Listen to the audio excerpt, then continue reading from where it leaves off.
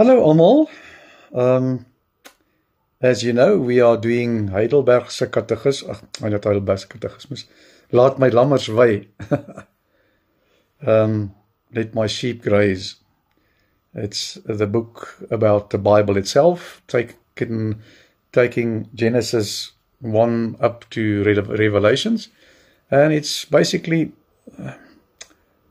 summarizing parts of the Bible, taking out the important pieces or parts, and then you need to read the chapters so that you get the full scripture of the Bible. Otherwise, why do we have a Bible that is this thick? Why don't we have a summary of the Bible that is that thick so that everybody can easily read it? Because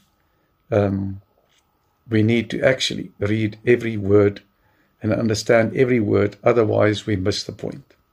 So what we're going to do now, today, is we're going to have some questions to look at what we have done so far from chapter 1 of Heidelberg, of Laat my lammers wei, chapter 1, 2, 3, and 4, just to make sure that we understand what we read. All about creation, up to the point where everybody built this tower to reach up into heaven, and where speech got confused and people spread across the world. Tower of Babel. So let's ask you some questions. So this is a bit of a test, and see if you can come up with the answers. So, question number 1. By what two means do we know God? If somebody asks you, but how do you know God? What will you tell them? What are the two means? I'm sure there are more, but the two main ways in which you know God. Can you think? How do you know about God? By, firstly, the easy one, the Bible. You read the Bible and you know God. But there's another one. Can you think what that is? Do you remember? The second one is when you look at creation, when you look at nature, you can only say, wow. You can be amazed that the Creator is almighty. The Creator who created all of these things is almighty. And who is that? That is God. So by looking at nature, we will realize that it is created through somebody who is almighty, and that is our God. So two means, the Bible and creation. Then we ask, but what is the Bible? What is this book? If you have to explain it to somebody, and they ask you, what is the Bible? What will you answer them? Will you say to them, it's a book full of, history, interesting stuff. We learn about Jesus and about all.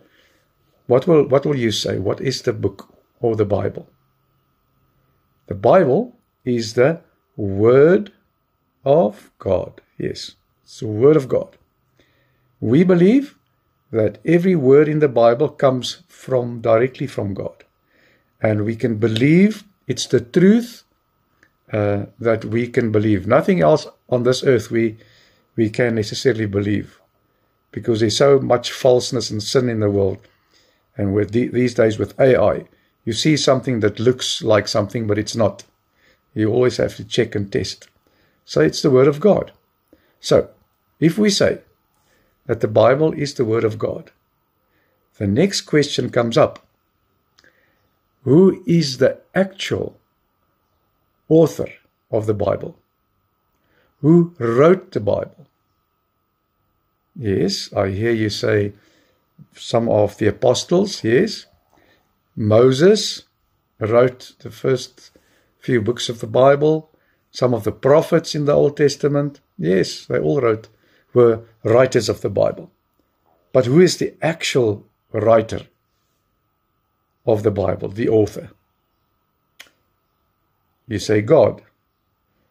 But the Apostle Paul wrote all the letters to the congregations, to the churches that he set up, because they were led by God, by the Holy Spirit, to write what God wanted him to write. God did not take their hands and make them write.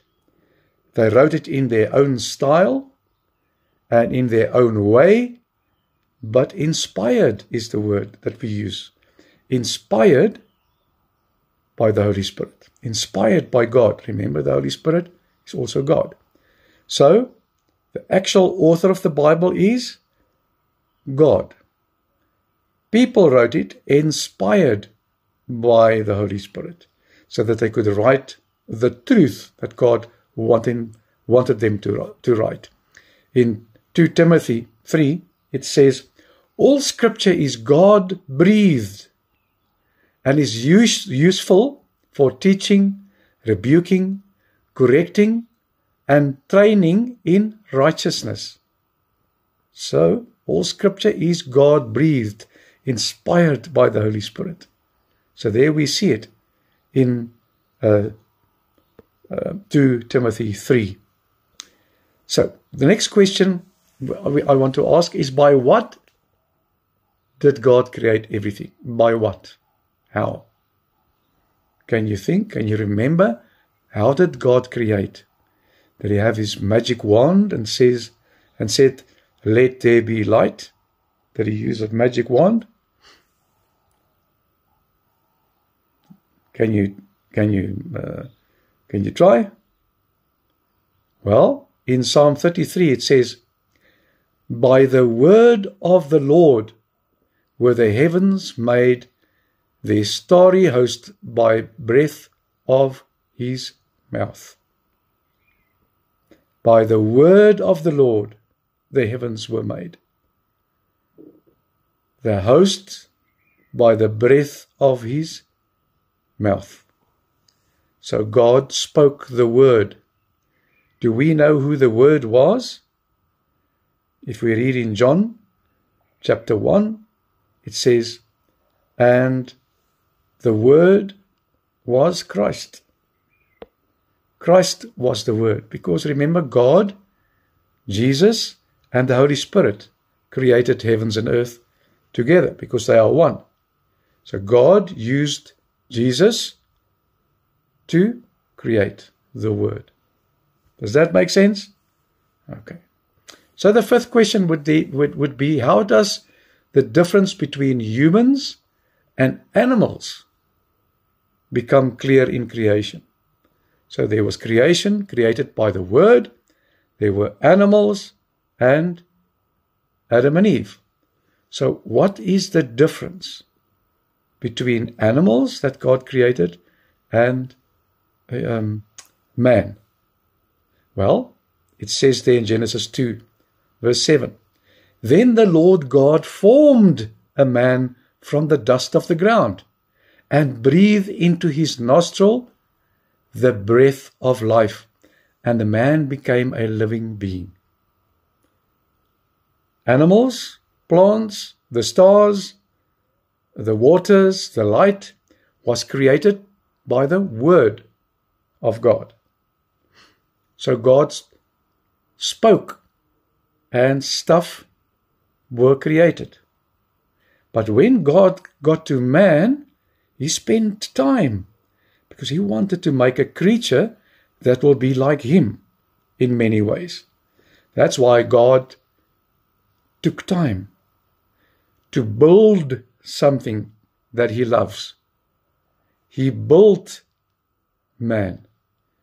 He formed man from the dust of the ground. And then, to give him life, because remember, the animals were all alive, but to get this lifeless form to live, God breathed into his nostrils the breath of life. And man became a living being. In the image of God, he was created. And that's the wonderful thing. We are not like animals. We are like God, in the sense that we can think, we have a soul, and in our soul live the Holy Spirit. So God lives in us. So He can always be with His masterpiece that He made into a human being. So, 6.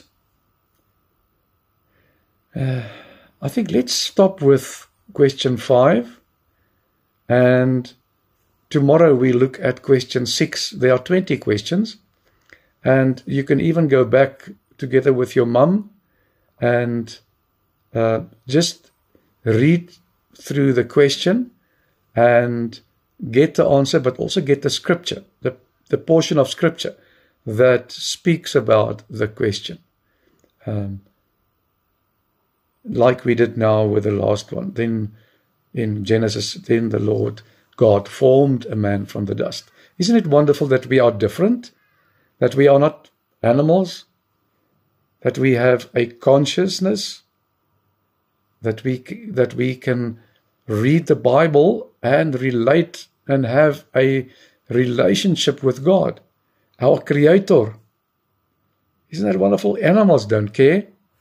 They live, they are born, they live, they do what they do, eat, graze, catch other animals, eat them, and then they are caught by a different animal and they die, and that's it, that's the end. But we are different. We have the Holy Spirit in us. And the day that we breathe out our last breath, at that same moment, the Holy Spirit in us takes our soul into heaven so that we can be with Jesus immediately. That's why we don't talk about we are dying, really. We are going to a different dimension. Remember, it's like that going through the portal from this life into the next life. We talk about the next life. In this life, earth and where we live. In the other life, heaven with God, with Jesus. That's where we will be immediately. And only later we will be combined with our body again when Jesus comes back. That's a wonderful thing to know, that we will be with Jesus, doesn't matter what. Okay, that's it for tonight. Sleep tight. Remember, Opa and Oma love you too. And everything goes well. I see you tomorrow, God willing. Sleep tight. Love you. Ciao.